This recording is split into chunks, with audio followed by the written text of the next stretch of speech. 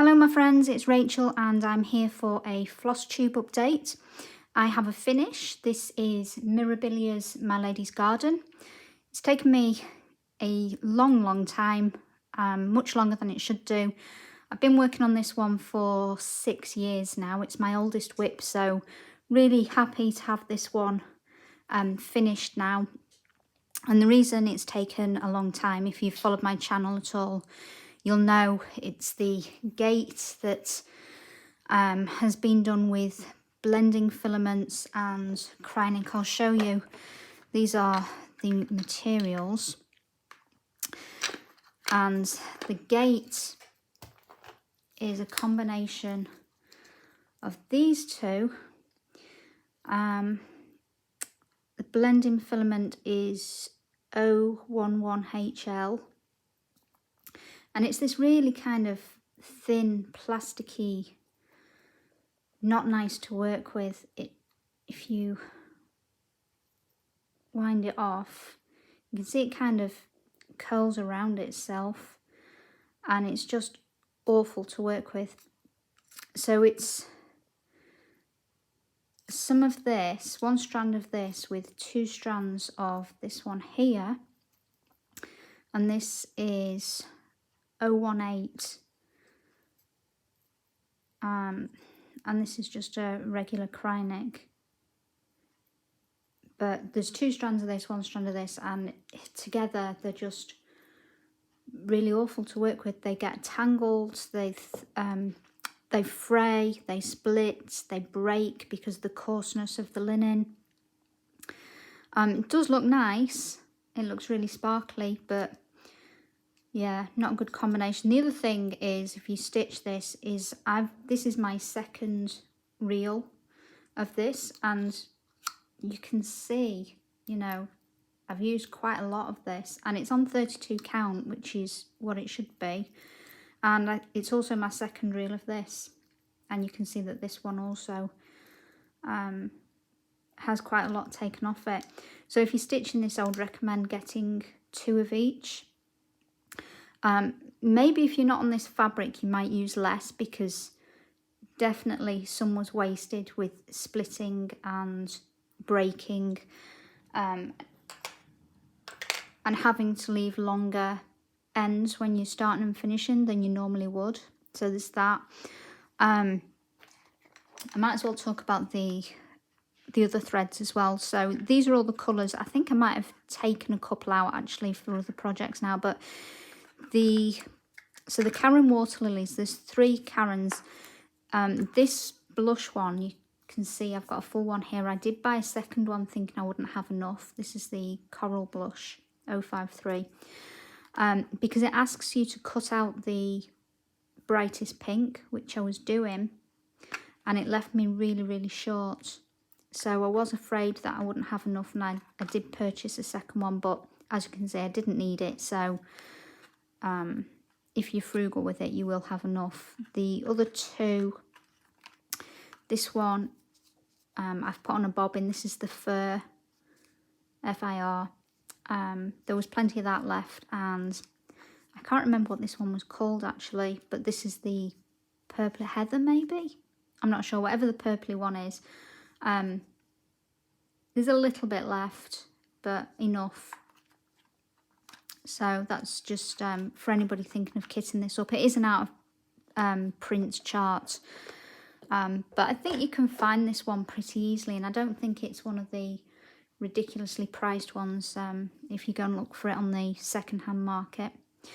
Anyway, let's just have a little look at her close up. So she has this border all the way around, which if I did it again, would I stitch the border? Maybe not, because it's going to be a bit of a nightmare to frame, trying to get the border lined up. And it is, I have tried to stretch it a little bit, but I can't wet the fabric because of the water lilies. So it's going to need some further stretching. It does look nice though, it is nice and sparkly. And so the other thing that made me choose this awful fabric, I guess, was my naivety. 6 years ago, I hadn't had that much experience cross stitching, and this part of the urn here is not stitched. So I was worried about how well the colours would go, and I just couldn't really imagine using a different fabric and how that would look. Now that it's done, I can actually see that this part here and this part could very easily have been filled in with, you know, one of these lighter colours. Maybe not the very lightest one, but the second lightest one certainly could have been used there, and it'd still have a little bit of shading from these colours. And there's a little bit at the bottom that's not filled in as well, there and here. But that wouldn't be a problem at all on a different colour fabric, and I think she would look better on a different fabric as well. But it is what it is, and I'm not definitely not stitching her again. The dress is gorgeous. It's done in the 400s. I think 400 is one of the main colours. It's that kind of rusty brown colour, which against the purples and pinks just looks really well. And that's what attracted me to this design, the autumnal colours of that dress I really liked. And then coming over to that infamous gate, which on my last update I think I showed the gate that was eventually finished. But yeah, on its own, that gate took so much time. It wasn't that it was difficult. It's definitely not difficult. It's just backstitch and cross stitch. It was just the combination of those blending filaments. And I would absolutely recommend, if anybody wants to stitch this, substitute them out with petite treasure braid.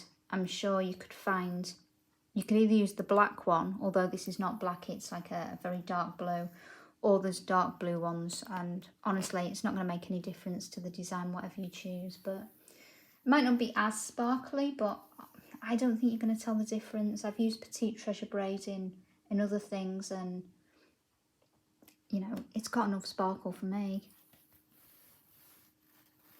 And it's definitely, I should follow that up, it's definitely as sparkly as regular Krynic. It's just with the blending filament. I think that's what gives it that little bit of extra shine on here. So I really like those little flowers that are scattered over the gate.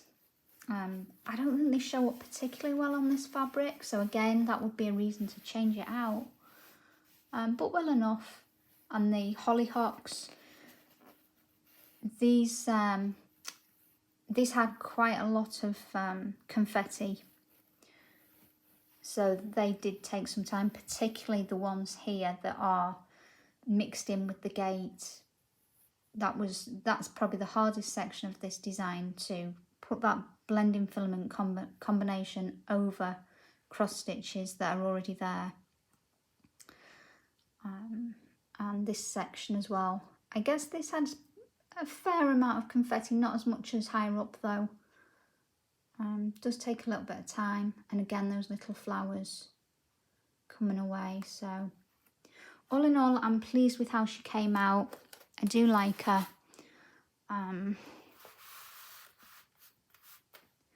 Wouldn't stitch her again. But yeah, really happy with how she came out, and I just need to stretch her, frame her. I did give her a little line, but then I pegged her at the top to hold her on this board, just in my living room, so I could admire her for a little while. But yeah, so that's her. Not much else to say about her, I don't think. The only other thing I've been working on is my next oldest whip, so I will show you that now. So if I move her out of the way. So this is a Wreath of All Seasons by Dimensions. As I say, my second oldest whip. I think also maybe 5 or 6 years old, almost as old as My Lady's Garden. And last time, or at the beginning of the year should I say, and probably last time I showed her, I'd done some of the spring, one of the dragonflies, and I'd just come over, I think I'd stitched the sunflower but only backstitched some of it and a bit of that leaf. And I've picked picked it up. I'm just going to move my scroll frame so you can actually see what I've done. If you bear with me for a second. I've actually done a fair bit on this, as you'll see. I'm not sure how is the best way to show this. Oh my goodness, that is on tight. Let me get my tool, hang on.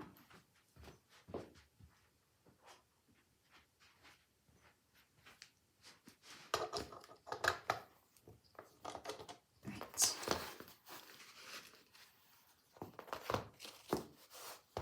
What's that?